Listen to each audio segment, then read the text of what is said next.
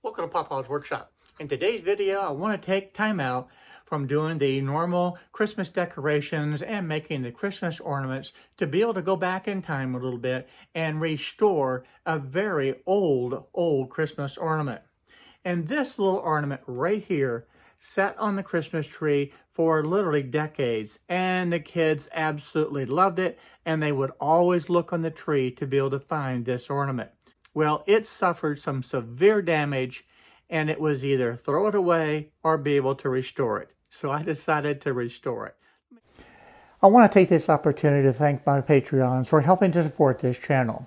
And if you would like to participate, please go to patreon.com/papasworkshop. Your help would greatly be appreciated. I have this very old Christmas decoration. It's definitely seen better days. I had a snow globe that actually broke, and the liquid that was inside of it pretty much destroyed this ornament along with quite a few others. Unfortunately, I had to throw others away, but I want to be able to restore this. And I have to be able to repaint it, make new wheels, and to create this little arch plywood that these different cars actually sit on. So this is going to be quite a project, but I definitely want to save this ornament. After getting an idea of the arch that I needed to be able to have, I just cut it out on the bandsaw with an 1/8 inch piece of plywood. Then I'm bringing it over here to the sander just to be able to clean it up a little bit. And yeah, you have to be really careful because you'll end up sanding your fingers if you're not careful. Now I only had about roughly 1 inch of the original arc left, but I went ahead and just kind of laid out the ornaments and got an idea of what I wanted to be able to create. And that's how I came about this replacement piece of plywood for these little cars to be able to attach to. Now I just finished doing another project with the laser and had this little small scrap of wood left over, which is going to be perfect to be able to make the wheels. Now I measured the diameter of the wheels, and it was 0.4 of an inch. So I just designed real quick, made 3 little circles in the Lightburn software that was 0.4 of an inch, and then just brought it over to the laser. This is much safer than trying to cut out these little tiny wheels on the bandsaw, or for that matter even a scroll saw. This way my fingers are out of the way, the laser does the work, and it creates a perfect 0.4 of an inch wheels that I need to be able to have for this little Christmas decoration. So this is a good example of being able to use the laser, which is actually much safer than using a bandsaw or a scroll saw to be able to cut out these small parts. And it actually gives you a perfect circle, which is quite frankly a little bit easier to be able to accomplish than the bandsaw, because you wouldn't be able to get the perfect circle, especially being this small. Now that I have all the parts cut out, I'm going to use the acrylic paint, and I just grab the different colors that I need to be able to do it. And it doesn't take a whole lot, it just have to deal with the fact that it's just really small parts. And I'm going to start with the lightest color first, which was the yellow. And I painted the yellow on there, and granted that took several coats to be able to get the color that I really wanted. And then I moved to the other colors. Green that I'm using now, and I wanted to have the green base. And the original engine had the crew compartment there with the red. The roof on each one of the cars were black, and of course the wheels were black. So it just takes a little bit of time to be able to do each one of the cars, and it's just kind of relaxing and rewarding to be able to restore this little Christmas ornament. Originally, back in about 1985, maybe 1986, I received a Christmas gift from a person who had this attached to the bow.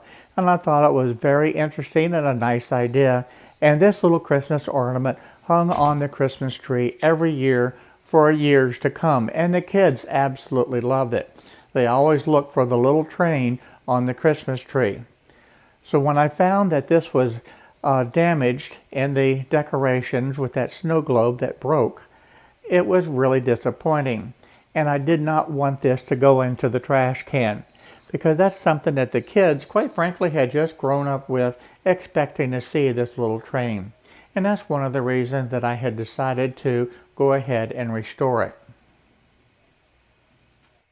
Now, as I said earlier, the yellow was the most difficult color to be able to get right because it just soaked into the wood and somewhat transparent. This is about the third or fourth coat of the yellow that I put on, and I'm finally getting it to be able to really look the way that I want it to. But I couldn't wait. I had to go ahead and paint the rest of this car also. Now, right in the middle of each of these wheels has a little tiny yellow dot. So that's easy to be able to accomplish with just the tip of the brush. And I can put the dot in there, and it doesn't have to be dead center. Because if you look at some of the other cars, by no means was that yellow dot directly in the center. But for me, for the restoration, I wanted to be able to get it as close as I could. And as I proceed from the lighter colors to the darker colors, if I do make a mistake and I get a little bit black onto that green, as long as it's not too much, it's okay, because it will cover right up. But again, use a small brush and it worked out really well. And I was able to paint the black around these wheels and get the rooftop of the car all black. And it's actually starting to look back like it did when I originally received it. When I was painting these wheels, some of them had a good solid yellow dot in it, and I was trying to paint around and keep that yellow. But you know, quite frankly, it really didn't matter. So after being very tedious and trying to do that very carefully, I realized it was just easier to just paint over it, and I could put in a new yellow dot. And that was going to save me a whole lot of time, because trying to do that little bitty detail, it really didn't make much difference. So just cover it up and we'll put in a brand new yellow dot. Now, just to check, I can show you that these wheels are absolutely the perfect size. Now, to be able to glue the wheels on, I'm using the Starbond thick glue to be able to attach the wheels, and this dries very, very quickly. Now, I do have a link down in the description below so that you can receive a substantial discount off of the Starbond glue. So hopefully you'll take advantage of that if you need some CA glue in your shop. Now, it only takes just a little tiny drop, and then I can just put this exactly where it needs to be, and I'll spray just a little bit of accelerator, and that will secure it in place. This little train is starting to look good. You tell me in the comments below, do you think it was worth saving this little ornament, or should it have gone into the trash can?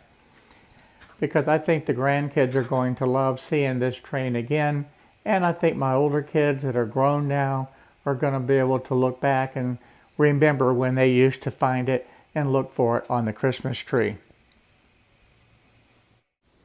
Well, looks like this is the last one, and it's all finished.